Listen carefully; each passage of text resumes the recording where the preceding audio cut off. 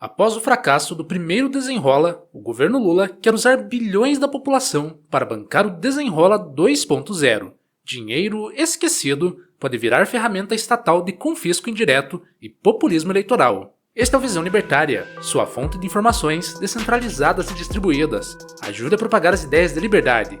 Deixe o seu like e compartilhe com seus amigos. Um artigo seu pode virar vídeo aqui também, sabia? Este artigo foi sugerido por Eu Era Comunista Até Sentir o Grosso, escrito por Charlie Dalton, revisado e narrado por Gordinho Caipira.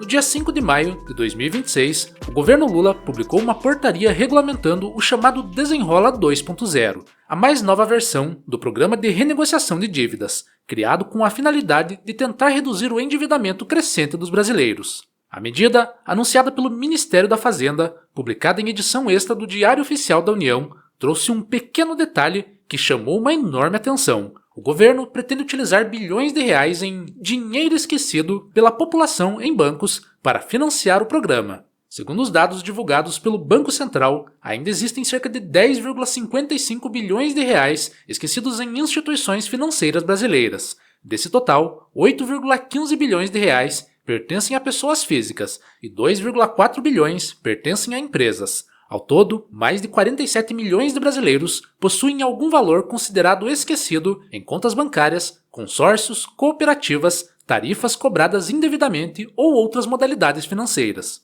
As instituições financeiras serão obrigadas a transferir esses recursos para um fundo público ligado ao governo, o Fundo Garantidor de Operações, FGO. O dinheiro será usado como garantia para cobrir possíveis calotes dentro do novo Desenrola. O Ministério da Fazenda afirma que esses valores, atualmente parados nas tesourarias dos bancos, passarão a gerar benefícios para o sistema financeiro e para as famílias endividadas. A ideia vendida ao público é a de um grande programa social capaz de ajudar milhões de brasileiros sufocados por dívidas acumuladas nos últimos anos. O primeiro e principal problema disso tudo é bastante simples. Esse dinheiro não pertence ao governo, ele pertence aos correntistas. O fato dos valores terem sido supostamente esquecidos, abandonados ou não resgatados imediatamente não transforma automaticamente esses recursos em propriedade estatal. Ainda assim, o governo decidiu centralizar os valores num fundo público e utilizá-los para uma política econômica própria. Além disso, cabe também o questionamento. Afinal, o que exatamente o governo considera como dinheiro esquecido? Como diferenciar dinheiro realmente abandonado de um dinheiro simplesmente guardado ou parado numa conta antiga? Segundo as regras do Banco Central, entram como valores esquecidos, recursos deixados em contas correntes encerradas, tarifas cobradas indevidamente, cotas de cooperativas, saldos residuais de consórcios, contas de pagamento desativadas, parcelas de crédito não sacadas e outros tipos de recursos financeiros sem movimentação. Em muitos casos, são valores pequenos, às vezes poucos reais esquecidos em contas antigas, mas em outros casos existem quantias relevantes, inclusive milhares de reais. O problema é que o conceito de esquecido é extremamente subjetivo. Uma pessoa pode deliberadamente deixar dinheiro parado numa conta antiga, pode não utilizar determinado banco há anos por opção, pode sequer saber que ainda possui vínculo com determinada instituição financeira, ou simplesmente não ter interesse imediato em movimentar aquele recurso. Isso não significa que o dinheiro deixou de ter dono. Na prática, o governo cria uma linha arbitrária entre patrimônio ativo e patrimônio abandonado. Depois disso, se autoriza a utilizar esses recursos para financiar programas públicos. Ainda que exista a possibilidade posterior de contestação e devolução, o princípio continua extremamente perigoso. O Estado assume para si o direito de incorporar recursos privados, sob a justificativa de falta de movimentação. Muitas pessoas sequer sabem que possuem valores a receber, porque o próprio sistema financeiro brasileiro é extremamente burocrático e fragmentado. Bancos fecham contas automaticamente, empresas mudam de nome, instituições financeiras desaparecem, fusões acontecem e registros se perdem ao longo do tempo. Em vez de simplesmente obrigar os bancos a manterem esses recursos permanentemente disponíveis aos clientes, o governo optou por centralizar os valores em um fundo estatal. Formalmente, o governo diz que os cidadãos ainda poderão solicitar o resgate do dinheiro posteriormente. Haverá um edital público, um prazo de contestação e possibilidade de devolução dos valores corrigidos pelo IPCA 15. Porém, na prática, o que está acontecendo é uma espécie de incorporação indireta de recursos privados ao aparato estatal. O próprio prazo imposto também gera preocupação. Após o chamamento público realizado pelo governo, cidadãos terão apenas um período limitado para contestar a transferência. Caso não façam isso dentro do prazo definido pela burocracia estatal, os valores passam a integrar definitivamente o patrimônio do FGO. Em outras palavras, se o cidadão não acompanhar atentamente as publicações oficiais e os sistemas do governo, seu dinheiro pode acabar absorvido pelo Estado. Isso reforça uma lógica extremamente perigosa em estados modernos, a ideia de que todo patrimônio privado parado, improdutivo ou mal utilizado deve ser redirecionado pelo governo para finalidades consideradas socialmente úteis. O problema é que esse raciocínio destrói gradualmente a própria noção de propriedade privada. Se o governo puder utilizar dinheiro esquecido em banco para financiar programas públicos hoje, amanhã poderá encontrar justificativas para ampliar ainda mais esse tipo de intervenção. Afinal, o Estado nunca deixa de encontrar boas justificativas para expandir o seu domínio sobre o patrimônio alheio. Historicamente, governos raramente desperdiçam oportunidades de aumentar a arrecadação ou obter novas fontes de financiamento, ainda mais sem precisar aumentar impostos diretamente. E isso é justamente o que torna esse tipo de medida tão atraente politicamente.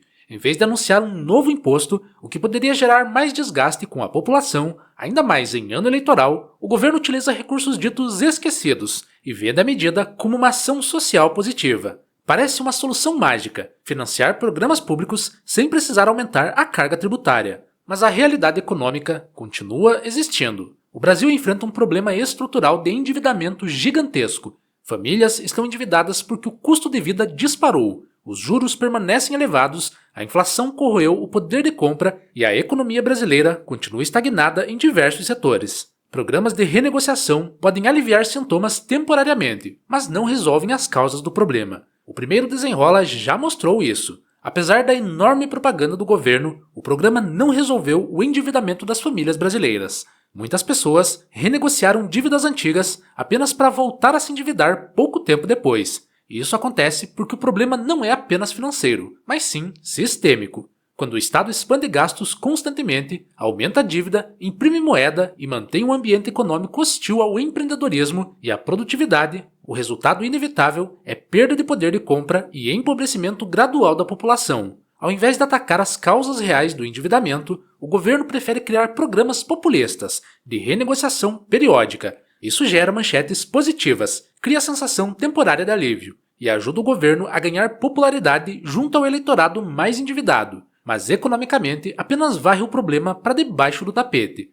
Pior ainda, programas recorrentes desse tipo criam incentivos perigosos, quando o mercado percebe que o governo frequentemente cria renegociações especiais, descontos massivos e programas de perdão parcial de dívidas, o incentivo ao comportamento financeiro responsável diminui. Afinal, muitos passam a acreditar, com bons motivos, que futuramente haverá um novo programa estatal oferecendo descontos ainda maiores. Esse tipo de política também transfere riscos financeiros para toda a sociedade. O dinheiro usado no FGO servirá justamente para cobrir possíveis inadimplências futuras, ou seja, recursos privados serão utilizados para proteger operações financeiras estimuladas pelo próprio governo. O governo também liberou a possibilidade de usar até 20% do saldo do FGTS para quitar dívidas dentro do Desenrola 2.0. O FGTS, aliás, já é outro exemplo clássico de intervenção estatal sobre o patrimônio do trabalhador. O dinheiro é confiscado mensalmente do salário, rende menos do que qualquer investimento privado e permanece sob controle estatal durante anos. O trabalhador precisa de permissão para usar o próprio dinheiro. Tudo isso acontece num contexto em que o Estado brasileiro já possui poder gigantesco sobre a vida financeira da população. O governo tributa renda, consumo, patrimônio, investimentos e folha salarial. Controla a moeda, regula bancos, supervisiona crédito, monitora transações financeiras e agora também busca incorporar recursos esquecidos para alimentar programas públicos. Apesar de décadas de programas estatais, sempre com o pretexto de ajudar os pobres, combater a desigualdade ou proteger famílias endividadas, o Brasil continua preso em ciclos recorrentes de endividamento, inflação, baixo crescimento e dependência crescente do Estado. Isso ocorre porque ninguém jamais terá sua vida resolvida por um programa governamental. O que realmente muda a vida financeira de pessoas é ter mais produtividade, poupança, investimento, segurança jurídica, liberdade econômica e crescimento sustentável. Nenhum programa populista consegue substituir esses fundamentos econômicos básicos.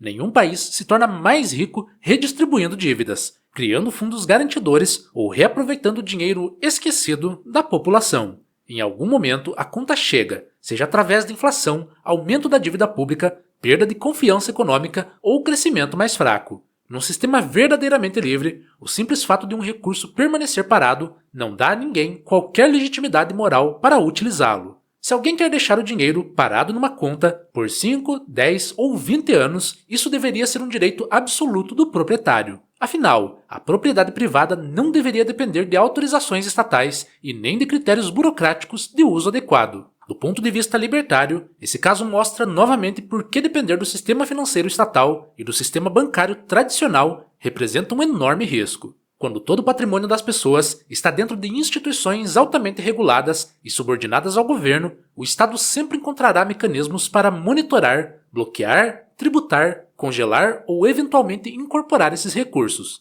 É por causa disso que o Bitcoin tem tanto valor, por oferecer uma soberania financeira que moedas estatais e contas bancárias jamais poderão garantir plenamente. Quando armazenado em autocustódia, sem bancos ou intermediários, o patrimônio deixa de depender da autorização de governos, instituições financeiras ou fundos públicos. Não existe dinheiro esquecido passível de incorporação estatal. Não existe bloqueio arbitrário. Não existe impressão infinita de moeda por bancos centrais. Em um mundo onde o governo expande continuamente a vigilância e o controle financeiro sobre a população, o Bitcoin surge como uma das poucas ferramentas reais de proteção da propriedade privada e da liberdade individual. Portanto, dê uma conferida em suas contas esquecidas ou inativas há muito tempo. Transfira seus fundos o quanto antes e converta o que puder em Bitcoin. Do contrário, eles podem ser incorporados aos cofres do Leviatã e usados para financiar programas populistas que, como toda intervenção estatal sobre a economia,